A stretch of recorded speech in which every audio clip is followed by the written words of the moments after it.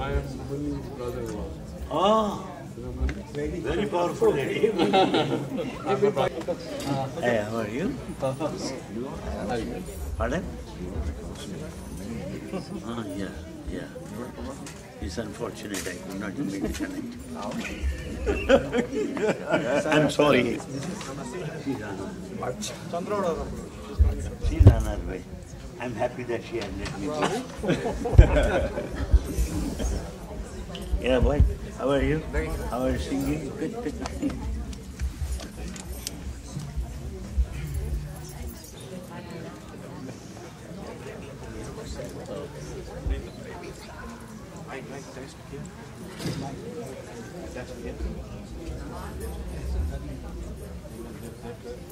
Can they hear? Yeah, they say yes. Okay. We have got volunteer here for Anil Kumar. That is for his So for Anil Kumar, if he wants to sit anytime. Probably. Do you think?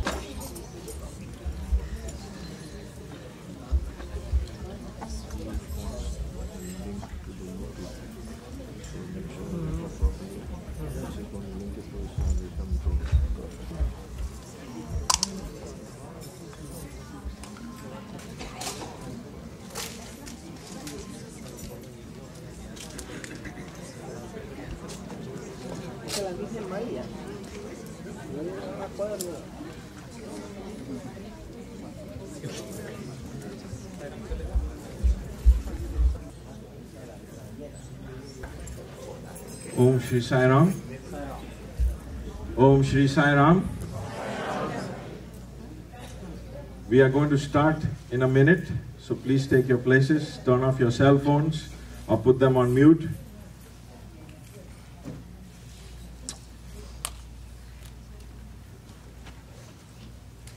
We'd like to welcome all of you to Miami for a great evening to spend with Dr. Anil Kumar.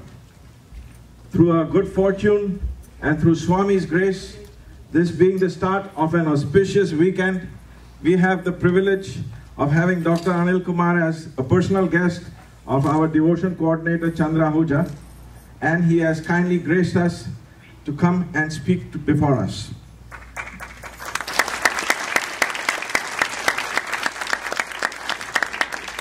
The format for this evening is going to be an introduction by Chandra. Then we will have Dr. Anil Kumar speak to us till about 8 o'clock or 8:15. Then we'll have a Q&A session, and then we'll end with Aarti. Unfortunately, we will not be singing any bhajans ourselves, but I have told Dr. Kumar to sing a bhajan and we will just follow after that. Without further ado, I'd like to call Chandra Ahuja to please introduce our guest.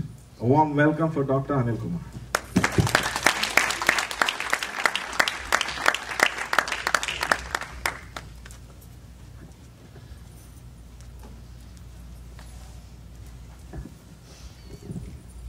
Sairam, everyone. Do I have to introduce Professor Anil Kumar? Let me ask you, all of you, do you know him? Yes. I think you all know him. I don't think I have to introduce him. He's Professor Anil Kumar. Everybody knows. Anyway, we welcome you here. I didn't ask you your background. I don't want to know your background. All I want to know is that you're a wonderful person and you're going to have a wonderful treat for us today. Thank you for being with us. Sairam.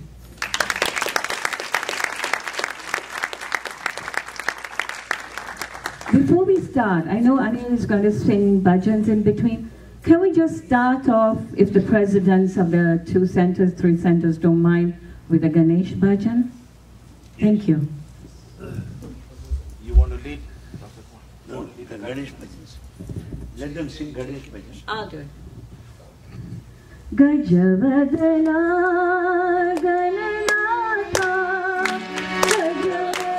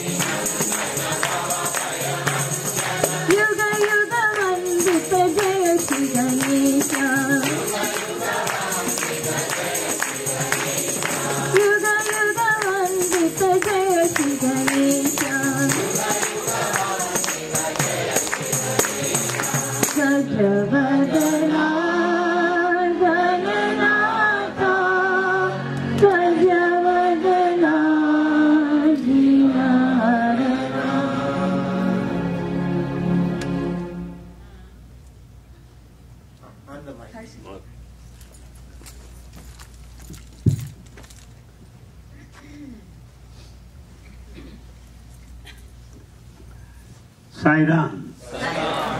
How are you doing? It pronounced at the lotus feet of our most beloved Bhagavan. I thank Swami for making this trip possible. I'm very grateful indeed to Chandra for having extended the invitation to spend some time here at this Miami Center. Thank you very much. And I also appreciate your time and your gracious presence at this moment. May Bhagavan bless you. My friends, today this scenario is different from the past. Till today, we have been used to the physical form of Bhagavan. We have been craving to be very close to Him. We have been dying for His recognition. We stretch our necks like giraffes to draw His attention. We developed some false image of ourselves as VIPs, important people, because Swami speaks to you. We developed a false personality, false image of our own selves. We are also used to take all matters to Bhagavan. Shall I buy that house? Shall I not buy this? Shall I go home or shall I not? Shall I get married or not? As if they are international, global problems. We have been doing it all along. And we also got used to submit our letters to Swami and we get the satisfaction. And some of us feel that Swami accepted the letter, therefore this is done. Some come to me and say, Swami accepted the letter, but what I wanted is not done. To them I say this, Swami accepting the letter does not mean that what you wanted is done. No. When you submit your application for admission, it doesn't mean that you are given a seat. It will be decided later. So you have submitted your submission, that's all. Your prayer, your request. And Bhagavan responding to them depends upon your future. In your own best interest, He acts, not your mind dictates. So we cannot any longer submit such letters. We also have got a kind of craze to occupy the first row, bring all sorts of influence, talk to Sevadal if they want, praise them on their face, make me sit in the front row, and somehow pray that he should stand in front of me only, while others watch me getting Pada Namaskar, so that I'll be very important. And these are the things that we had, nothing wrong about it, nothing wrong about it. But Avatar has not come down on earth for this purpose. It's not, from the beginning He has been telling us, from the beginning. But we have not recognized that fact. Some say that we never thought that Swami would withdraw so soon like that. Who am I to give him timetable? Who am I to tell him this time you please leave now? Would you say that? Who am I to tell? So some people say, oh, Bhagavan said he'll be there 96. Why 10 years earlier? Why not? The one who said for 96 years can also say, why not now? Believe me or not, it's on record, because most of my talks are there in the website, which are downloaded and published in book form by the Book Trust. It's on record. Bhagavan said a couple of years ago, I said that I would be in this body till I am 96. But if I want, I can withdraw now. Then I said immediately, Swami, we have come to Kodaikanal on a pleasure trip. We have come to enjoy your proximity and your company. Please do not frighten us that way. These are all young boys. If you say I would withdraw, what would happen to us? Please don't say that. Swami said, no, no, no. It's a must for anybody, anybody. No one is an exemption. And also after a couple of years, while moving on the dais, Swami called me and said, this is the place where Samadhi is going to be. Is where Samadhi is going to be. And said, Swami, left to me, I am a very timid fellow. And if you say this is Samadhi, please exempt me.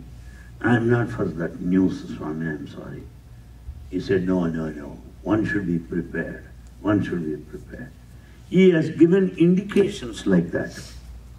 And also, the recent happenings, a closer observation of the situation of different events, also reveal the same fact. Right from 2003, he started withdrawing slowly. Earlier, he used to say, and we used to act upon, but now we act and inform him. Right from 2003. So, from 2003, when people say, Swami, we want to have him as a big man, all right, manchiri. Swami, we want to kick him out, manchiri. Swami, we want to have some more, manchiri. He has not interfered right from 2003.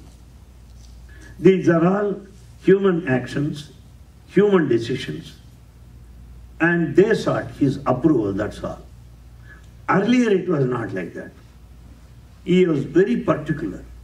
For example, summer course on Indian culture and spirituality is held annually in Vrindavan, Bangalore.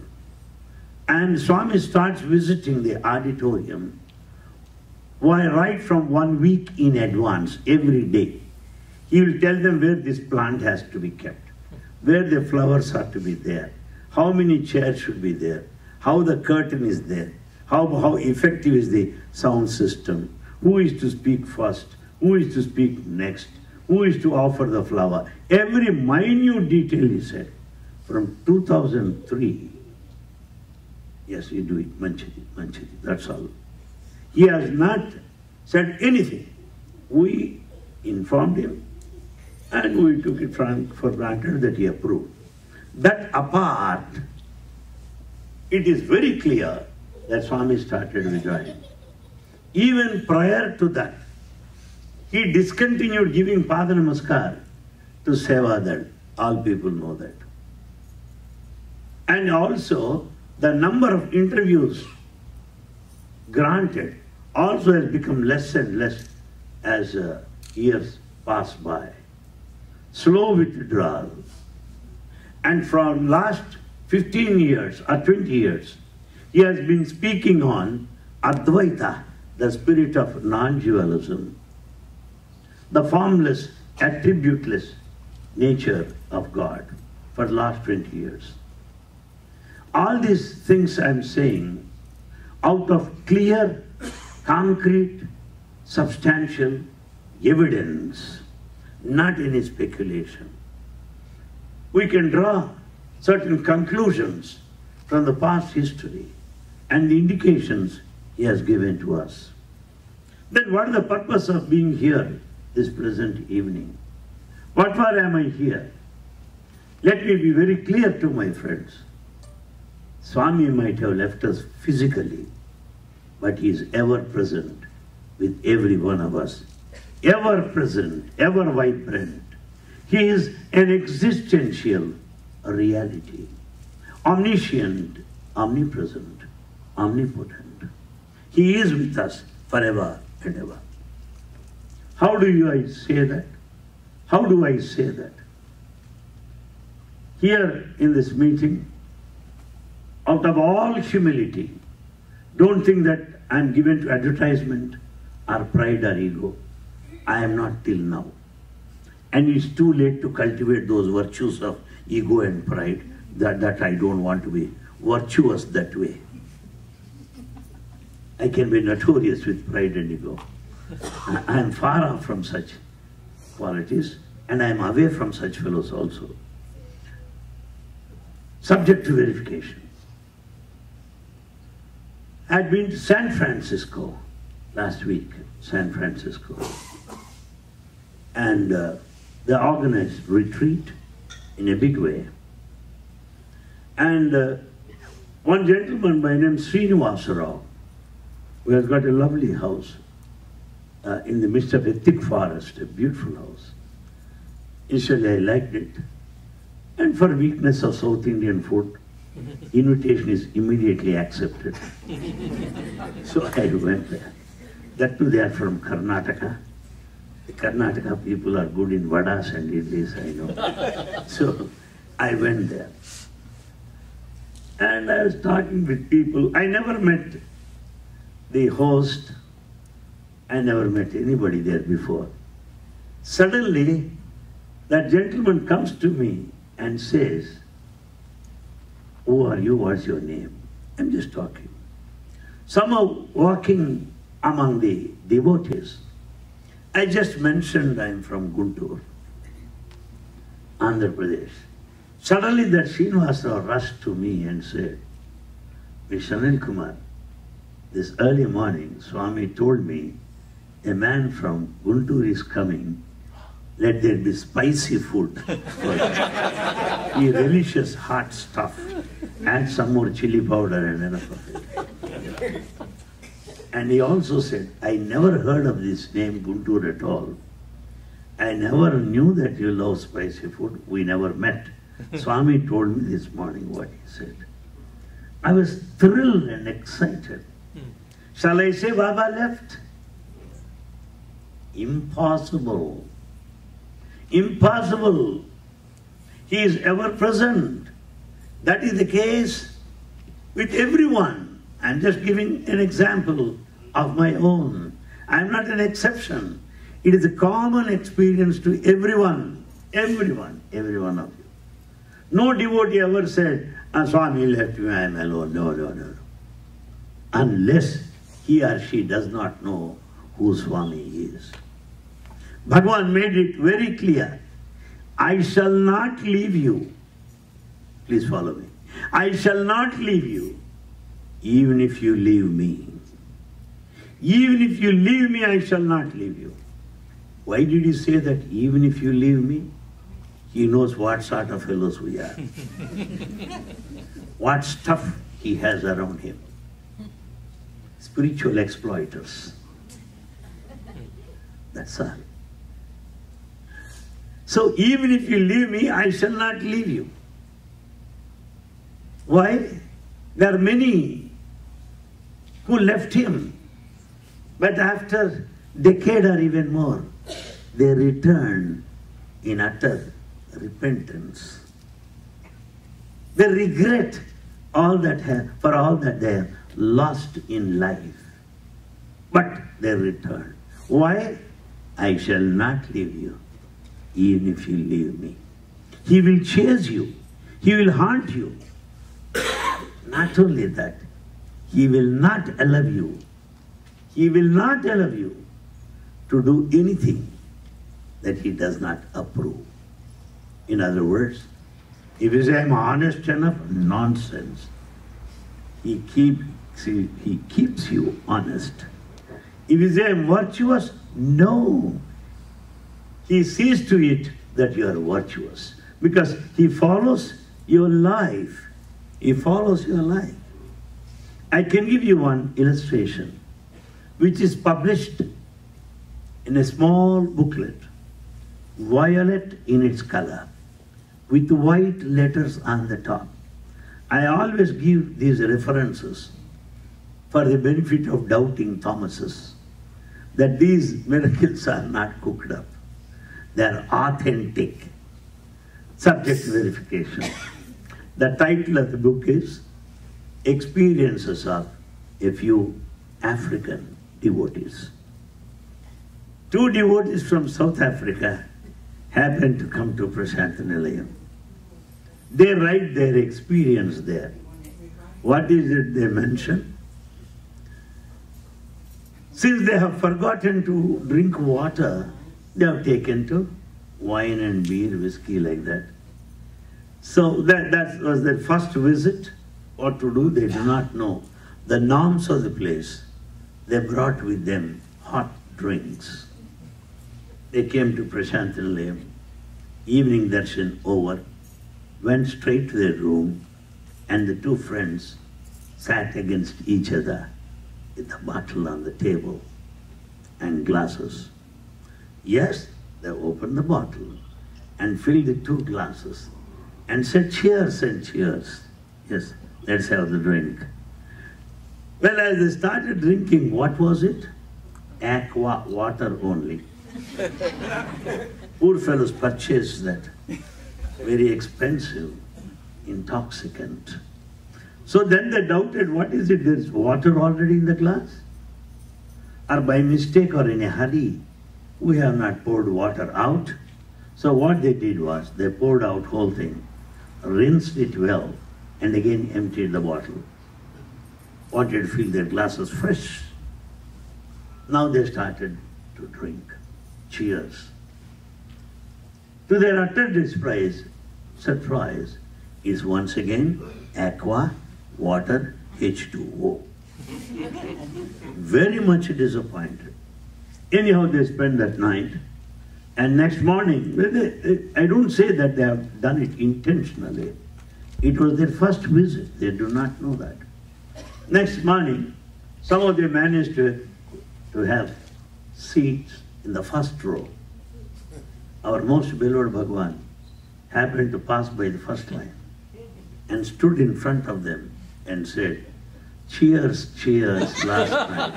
How do you like it? How do you like it? The fellows finished. There ends the matter. How do you like it? There ends the matter. I will not leave you, even if you leave me. I'm vigilant, ever vigilant. Long ago, there in Bombay, we have an industrialist very close to Swami. He used to visit Vrindavan and Prashantanilayam regularly. We all know him as a devotee and because of his hefty personality. Oh, but I don't describe. And he used to come regularly. And his only son is not a Baba devotee, unfortunately.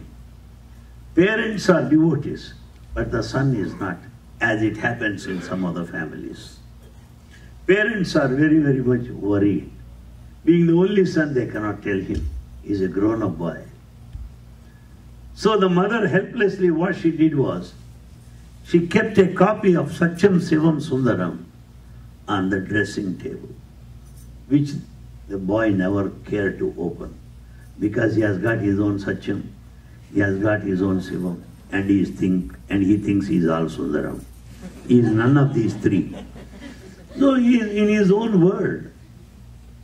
And one day, the boy was there at the dressing table, adjusting his hair, appreciating how handsome he is, without waiting for the compliments from an outsider to say that.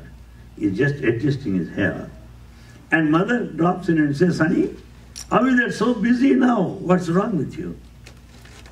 And the boy tells, in those days, "Mommy, Sharmila Tagore, the famous actress in those days, is going to be in the neighborhood very soon. Film actress, Nawab of Patwadi's wife. She is going to be here, Sharmila Tagore. I also got the invitation card, so I am getting ready." The mother tells she is coming for everybody, not exclusively for you. "No, mommy, I should be well, okay? I am getting ready." So out of desperation, she left, and the boy is giving final touch to see that the fold is everything perfect and all that. Suddenly, to his utter dismay, that Satyam Sivam Sundaram book on the dressing table started opening up all by itself. started opening up. This fellow got shocked. And in the middle of the book, some letters started growing in their size, bigger and bigger. Thank God his heart is strong. He was still alive. And he has gone through those letters. What is written? Don't go anywhere. I'll give you infinite joy. Don't go anywhere. He read those words. That boy is the son of Mr. Java, who is known to many, many people. Immediately, he said, Mommy, I'm not going. She was very much surprised. And that boy